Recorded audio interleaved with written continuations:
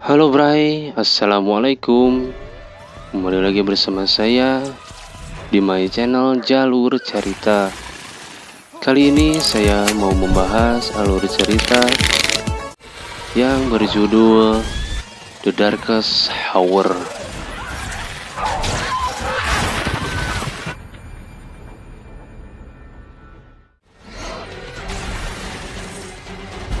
The Darkest Hour adalah film aksi fiksi ilmiah tahun 2011 yang disutradarai oleh Chris Gorak.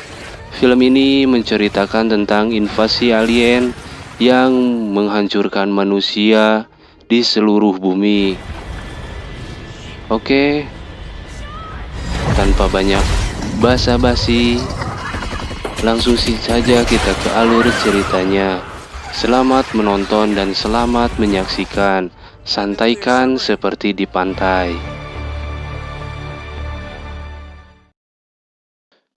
Film diawali seorang kewarganegaraan Amerika yang bernama Ben dan Sean yang ingin melakukan perjalanan ke Moskow untuk menjual perangkat lunak pencari lokasi jaringan atau sosial mereka. Sesaat mereka mendekati bandara, pesawat mereka mengalami korsleting karena badai listrik yang menerjang, tetapi mereka mendapatkan daya kembali. Setelah mereka tiba, mereka menemukan mitra bisnis Swedia mereka, yaitu Skyler, yang telah mengkhianati mereka dan telah membuat kesepakatan dengan Rusia. Lalu kemudian mereka menggunakan aplikasi tiruan. Lalu kemudian mereka pergi ke klub malam dan bertemu Natalie, yaitu seorang yang berkebangsaan Amerika, dan temannya yang berkebangsaan Australia, Anne. Saat sedang asiknya ngegeol, lampu di klub padam dan semua orang berhamburan keluar. Lalu di sana mereka menyaksikan apa yang tampak seperti aurora, yaitu bola cahaya yang jatuh dari langit dan kemudian menghilang. Sesaat bola cahaya itu jatuh ke tanah, kemudian berubah menjadi alien. Seorang polisi sedang menyelidikinya, dia dengan cepat hancur.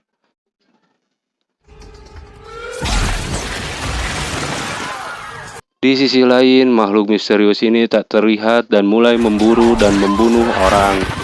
Disinilah mereka mulai panik dengan kejadian ini, yaitu Ben, Sean, Natalie, Anne, dan lalu sekarang Skyler bersembunyi di gudang klub selama 7 hari. Karena sebagian besar makanan mereka kehabisan stok, sekelompok itu berencana pergi ke kedutaan besar Amerika. Mereka menemukan kota itu penuh dengan mobil dan abu yang hangus. Tetapi kota kosong dari orang-orang, kecuali seorang wanita tua yang waspada memperingatkan mereka tentang hantu. Lalu kemudian Ben dan Sean mencari persediaan makanan di malam mobil polisi dekat lapangan merah.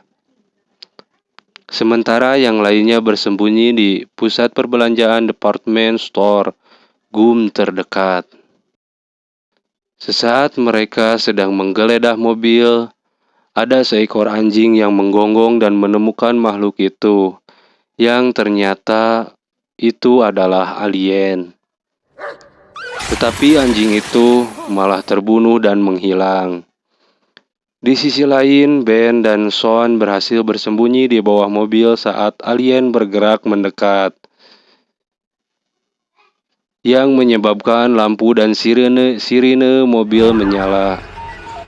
Alien pun bergerak dan orang-orang lari ke mall. Sean menyadari bahwa bola lampu dan teknologi lainnya dapat melepaskan alien. Kelompok tersebut berteduh di salah satu toko mall. Sementara itu, Sean dan Natalie pergi mencari pakaian dan hampir dia bertemu dengan alien tersebut. Namun alien tersebut tidak bisa melihat mereka melalui dinding kaca.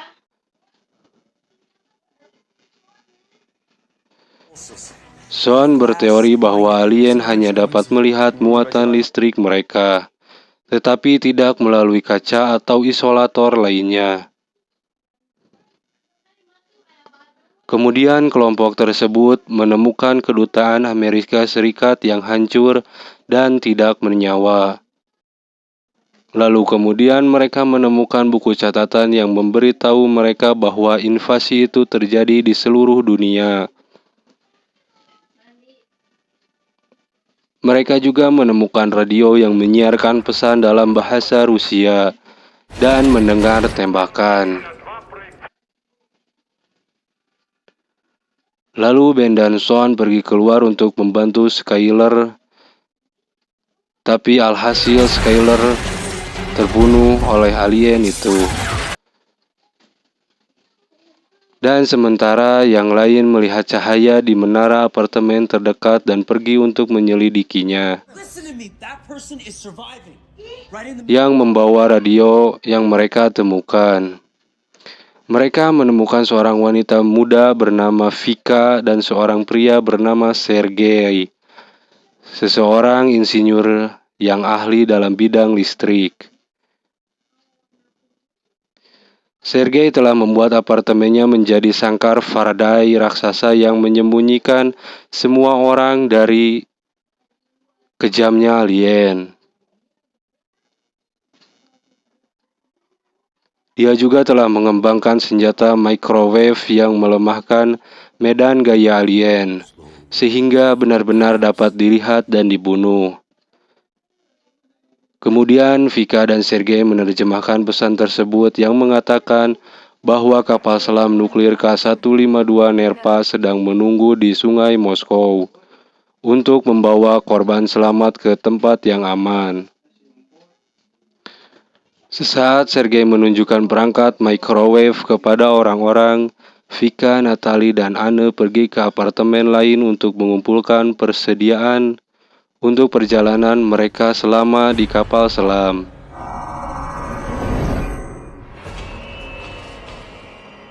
Dan di sisi lain, alien pun merasakan mereka di luar sangkar Faraday dan lalu mengejar. Anne ragu-ragu mengikuti Vika dan pergi ke arah lain, yang menyebabkan Natalie mengikutinya kembali ke dalam. Seketika mereka sampai di apartemen, Natalie tidak dapat menutup pintu dan alien itu masuk. Lalu Sergei menembak alien dengan senjatanya dan menemukan bahwa ia hanya tertegun. Dan alien itu pun membunuh Sergei, sementara yang lain keluar melalui tangga darurat. Anne ragu-ragu lagi dan terbunuh saat mencoba melarikan diri. Lalu kemudian Natalie membakar apartemen itu saat mereka turun dan bertemu dengan Vika.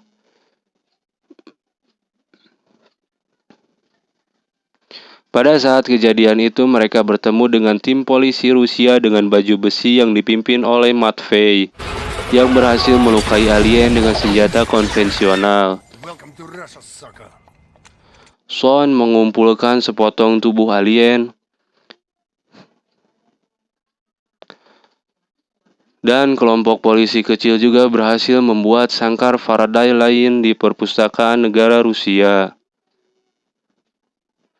Kemudian Boris dan anak buahnya akhirnya setuju untuk membantu 4 orang yang tersisa untuk sampai ke kapal selam.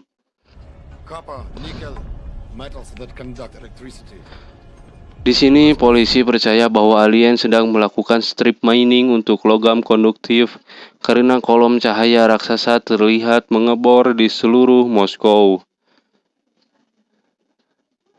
Saat mereka bergerak melalui kereta bawah tanah, alien menemukan mereka dan mereka melarikan diri di rel. Lalu kemudian Vika bersembunyi di balik pilar. Dia tidak bisa bergabung dengan yang lainnya. Ben membantunya turun ke trek tetapi dibunuh oleh alien. Para penyintas berhasil mencapai kapal patroli yang tidak berdaya di sungai dan hanyut ke hilir menuju kapal selam yang menunggu. Kapal mendekati kapal selam tetapi kandas. Sesaat mereka mencoba untuk melepaskan diri, sinar baru menghancurkan gedung apartemen besar tepat di samping sungai, yang menyebabkan perahu menjadi terbalik. Son dan polisi berenang menuju kapal selam, tetapi setelah mencapai itu, Natalie menghilang.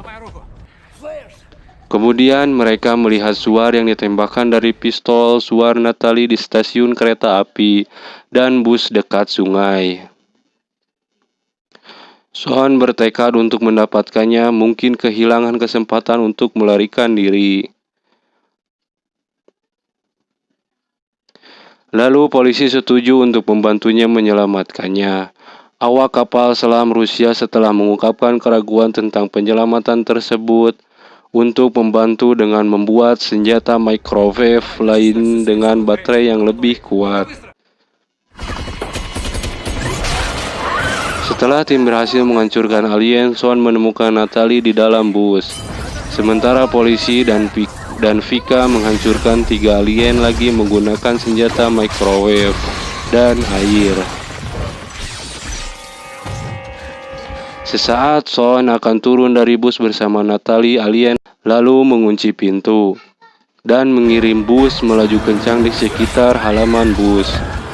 Alien itu mencengkram kaki Natalie, tapi Son meledakkan perisai alien itu dengan senapan microwave. Dia kemudian menemukan kelemahan alien itu ketika dia melempar sepotong alien terluka yang telah dikumpulkan sebelumnya. Dan itu dapat menghancurkan alien yang tidak tertutup. Yang tidak tertutup perisai itu. Keduanya menghentikan bus dan menghindari tabrakan.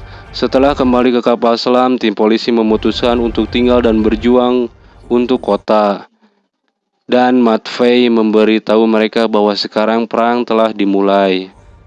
Son, Natalie, dan Vika berencana untuk menyebarkan apa yang mereka pelajari tentang alien, yaitu senjata microwave, dan kerentanan mereka terhadap alien mati lainnya ke seluruh dunia. Son, Vika, dan Natalie mereka akhirnya selamat dari serangan alien tersebut. Lalu kemudian di kapal selam adegan Squatty-Otty dimulai. Saat kapal selam berlayar melalui Laut Kaspia. Tamat. Ending yang sangat-sangat menegangkan.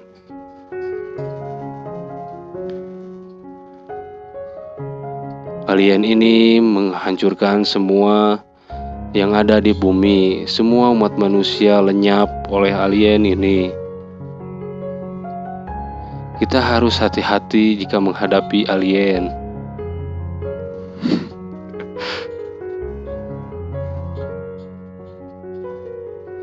Akhir kata dari saya, terima kasih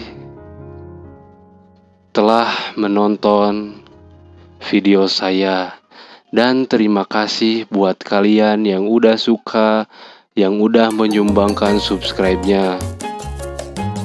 Dan mohon maaf apabila ada salah dalam penyampaian atau perkataan dalam membuat videonya. Jika kalian ada kritikan, saran, komentar, film apa, silahkan komen ya. Sampai jumpa di video selanjutnya. Salam hangat dari saya, Jalur Carita.